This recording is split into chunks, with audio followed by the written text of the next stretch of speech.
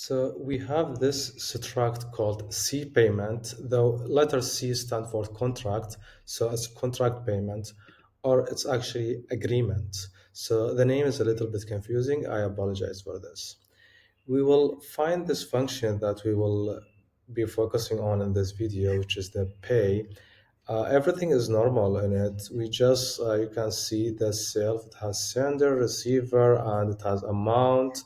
And we just do normal function. We get the wallet, we check the balance, and we check the amount that we want to send. And then we do the transaction normally, and we transfer the amount from someone's wallet to another person's wallet. But in this video, I want to focus on this user history and payment actions. As you can see, we are adding a payment action right here to the user history, and we save this.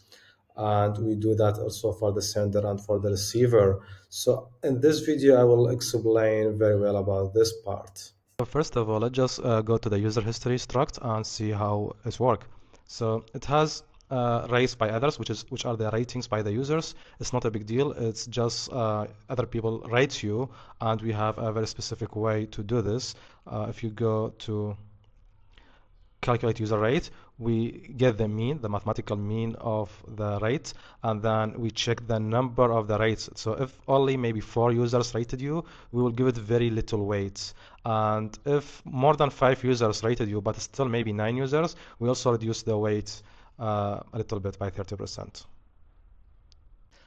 Now going back to our main topic, which is rates by actions, which is your own actions, your own karma will determine your trust score. So you can see this function, payment action, it actually just take your payment and it's imported in form of rating, and then it push this rating to the rates by actions, and you will have an array of your history.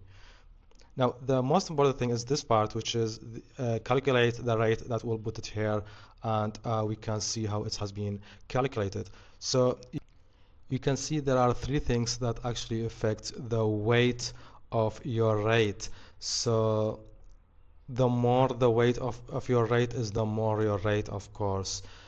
So the number of the user interacted, if they are just 3 users, you have less weight. If they are just maybe 1 user, you will have even less weight. So the more users you interacted with, the more weight you will have, and your rating will get even higher. Also, the objections, the more objections you have, the less the weight you have. And when it comes to spend, if you spend just maybe $100, your rate will just stay down. And finally, we come to this, the debt and the spend. So we get the difference of the debt and the spend, and we divide it by the total, and we will get your rate. So the more debt you have, the less rate you have. But this is a little bit counterintuitive, because sometimes you promise someone that you will pay them and you will have a debt, and you will think like, this is a good thing. I make a promise, is why I'm having lower rates.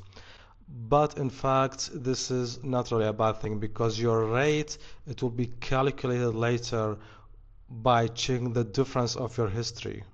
So every time you make a promise and you send a payment, it will increase your rate. So every time you make a debt, that will affect your rate in a specific way. But every time you release it, it will compare it to the previous. So you previously made a promise, right? And then you released it, right? So if you make promises and you make too much promises gradually without releasing any of them, that will negatively impact your rating. And when you release it, the bigger the amount, of course, the bigger the impact on your rating. So it will just